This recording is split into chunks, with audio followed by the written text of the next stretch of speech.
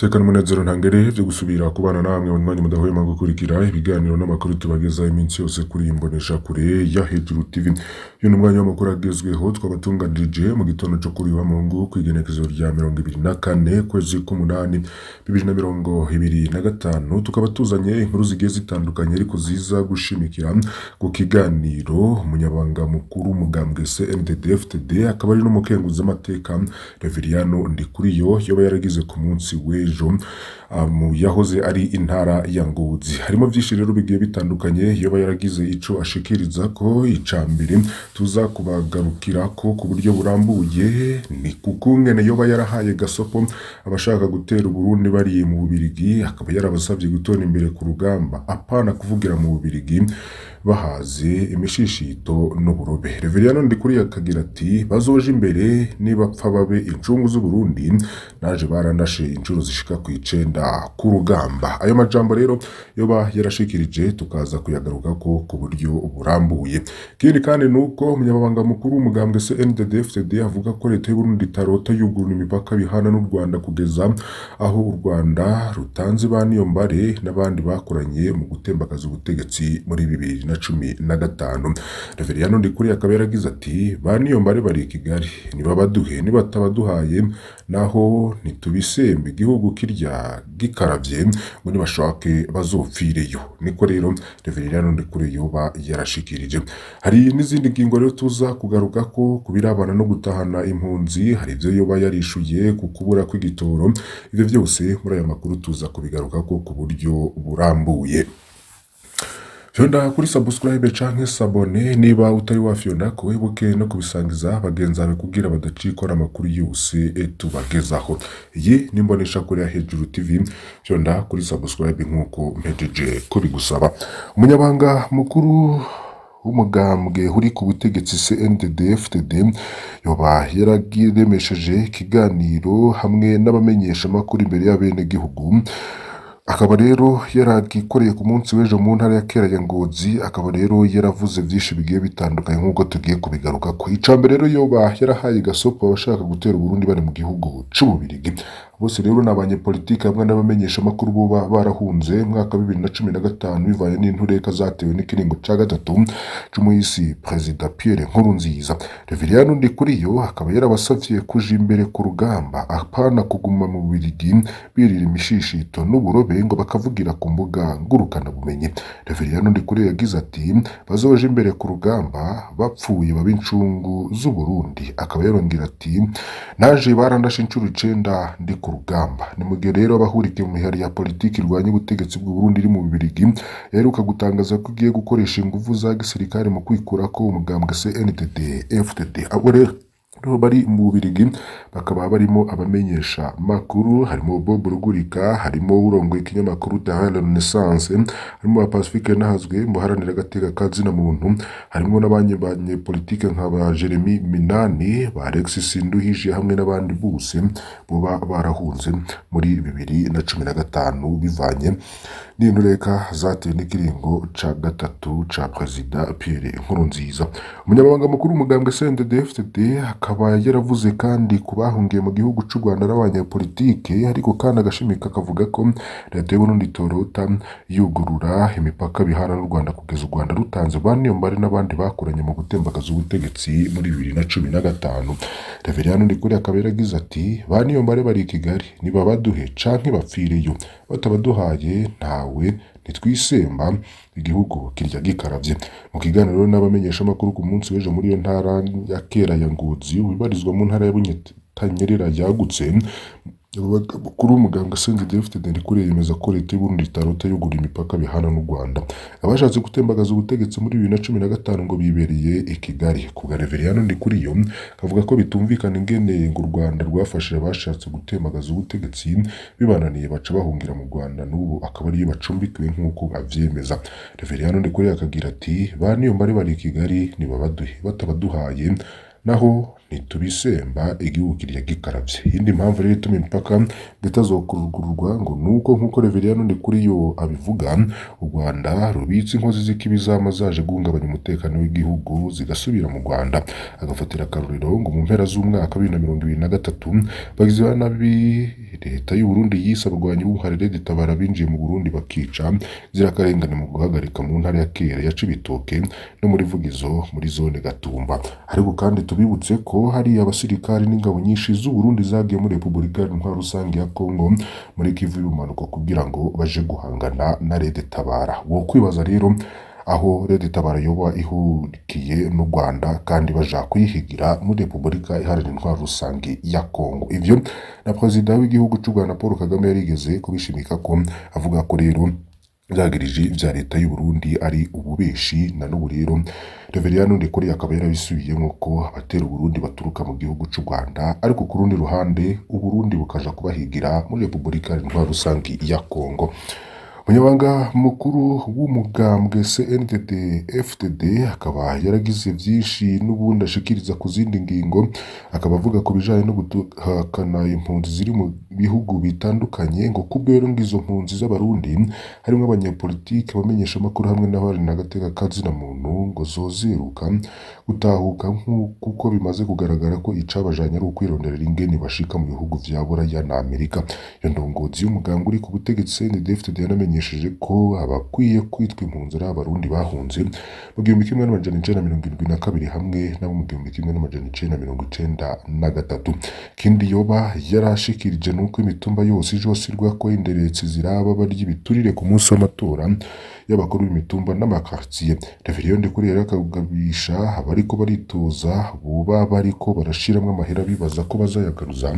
Reverien Ndikuriyo akagira ati iyo turiko turaja Harabavye ivy'amatora yo ku mitumba si vy'umugambwe. Aha rero abazotuvyonga ku mitumba abazokwihenda bakaka ibiturire tuzoshiraho abadoriya ku mitumba 344 yose. Uwo tuzofata rero tuzoca dukonjiga verbe nta motifu abariko bakoresha amahera kugira batorwe bakibaza ko bazoyagaruza mu kugurisha amaparaseri barihenda cane tuzozibira.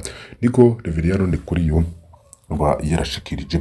Majambo menshi rero yagiye yarashikiriza, yagiye aravuga agira ati turi ku kivi. Ayo n'amajambo Reverien Ndikuriyo muganga mukuru umugambwe CNDD-FDD mu kiganiro habamenyesha amakuru mu kibuga c'umupira w'amaguru Rukundi Buye muri komine Ngozi ntara ya Butanyerera.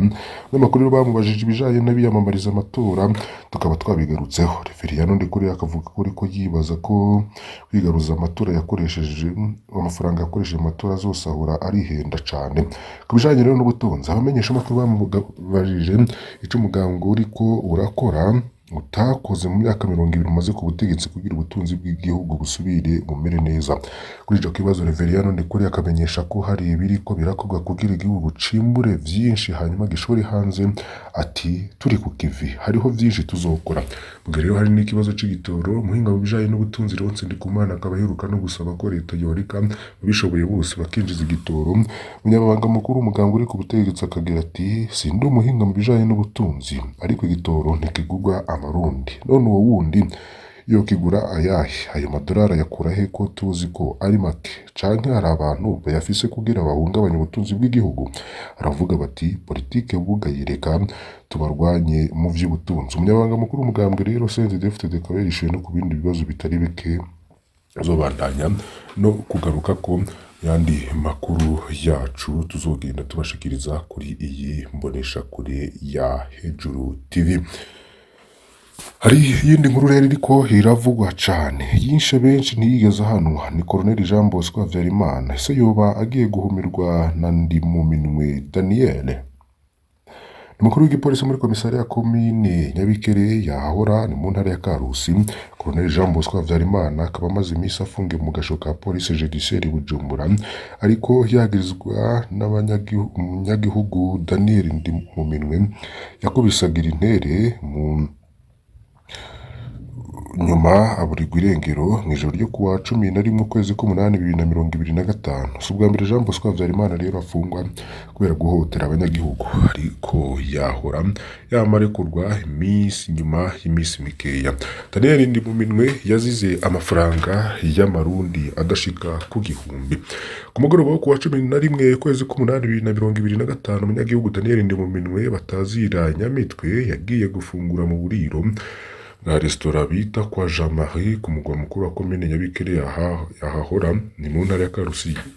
Ahora ahereje rero gufungura hageze kuriha niho yasanga bura amahera igihumbi. Nyene buriro yibajije ko ari urugenge rwa Daniel kugira ntari amafaranga yose, batangura gushwana. Daniel rero akaba ahamagara umugenzi amumenyesha ikibazo agize, uyu nawe aramwemera ko aje kumurihira ayo ahora. Ako kanya rero Jean Marie nyene restaurant yaza yamaze guhamagara komiseri Jean Marie Habyarimana basanzwe ari abagenzi.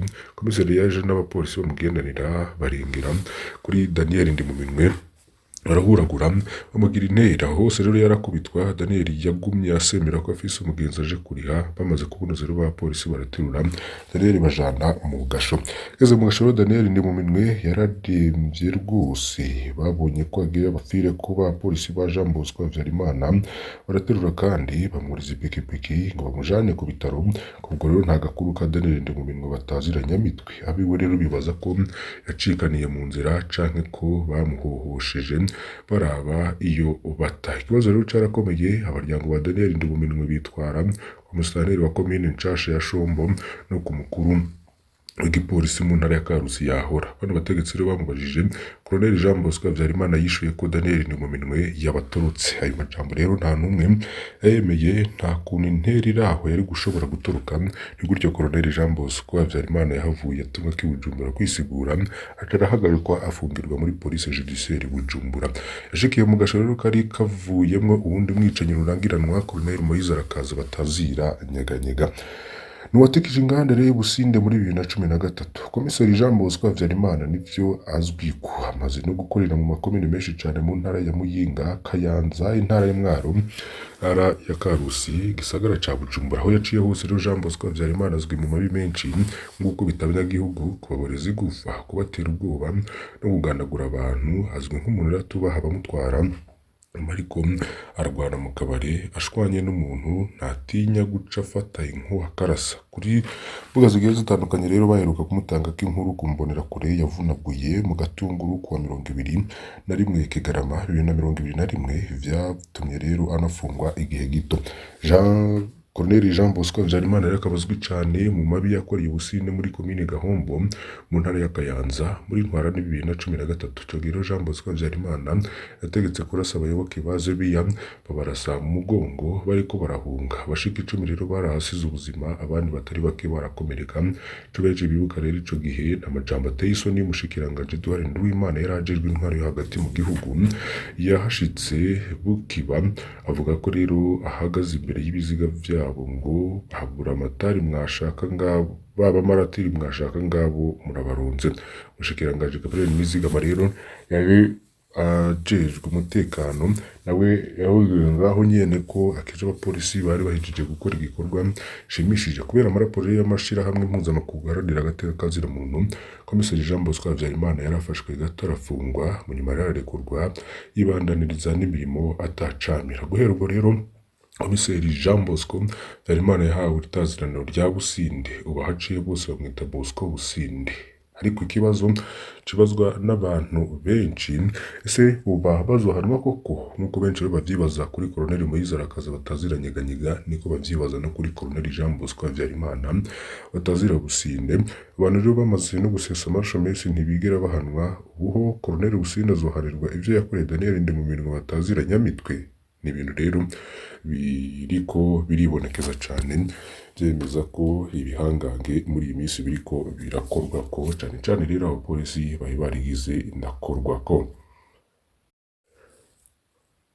Tubandanirize mu yandi makuru ya politike afise abahurikiye n'amatora nk'uko vyakozwe amatora y'abashinga amateka n'abajenama b'amakomine yabaye kuwa gatanu ruheshi amaradiyo n'ibimenyesha amakuru bazoshikiriza amatora ikibiriraho amatora y'abajenama b'imitumba n'amakaritiye mu gihe rero kuwa mbere ubwo ni ku munsi w'ejo igenekerezo ya 2025 myandagaro 2025 hazoba amatora y'abajenama b'imitumba n'amakaritiye mu gihugu cose abamenyesha amakuru bazoshikiriza ikibiriraho bene gihugu amatora uko ariko aragenda byashikirijwe na Gabi Bugaga n'umushikiranganje wo kumenyesha amakuru n'ibimenyesha amakuru kuri ya 2023 myandagaro mu kiganiro n'abamenyesha amakuru. Gabi Bugaga rero akaba yaribukije menyesha amakuru bazokorera hamwe mu runani Chaka Sindarajim unabo rero kabazuba bagizwe n'amaradiyo 25 akorera mu gihugu bimenyesha amakuru bikoresha ubuhinga bwa none 30 kumunesha kure zitatu hamwe n'ibinyamakuru bitanu vyandika. Amatora rero akaba azobikibiraho kuva gitangura igihe c'isaha 12 zo mu gatondo gushika amatora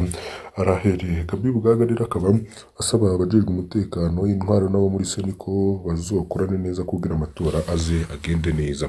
Menyesha amakuru nabo bacaguwe ngo bazobe ari bari mu runani basaba gukoresha ubukerebutsi bisunza akarangamutima k'umwuga wabo wo kumenyesha amakuru amategeko abagenga hamwe n'ayagenga amatora.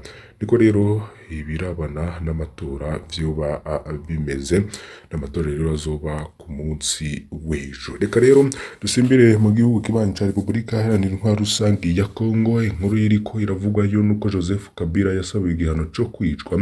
Yahoze ari umukuru w'igihugu ca Repubulika Iharanira Intwaro Rusangi ya Kongo yasabiye igihano co gupfa mu rubanza atitavye. Yagirizwe rero gucudika n'umugwi w'ikirobere M23 wagirizwe gukorana na leta y'u Rwanda mu kuganya ubutegetsi bwa Kinshasa. Generale Ndikuriyo serukira uruhande rwa Giriza ni Ministre Publique yasavye abacamanza ba seneri nkuru ya gisirikare ya Kinshasa gucira no gupfa Kabila kubw'ivyaha vyo mu ntambara kwemukira igihugu gushiraho mu rw'abagizi ba nabi hamwe n'ibindi. N'ikindi rero yasavye nuko hacirwa imyaka 20 yo gufungwa co gushigikira abakoze ivyaha vyo mu ntambara hamwe n'imyaka 15 yo guca caha co kurimenanya. Urwo rubanza rero rukaba ruhagaze kukuba Kabila yoba yarafashije mu gwe mu 23 mu rw'abagwanyi uvugwa ko ukorana na leta y'u Rwanda mu ntumbero yo guhungabanya umutekano no gusenyera ubutegetsi buriho.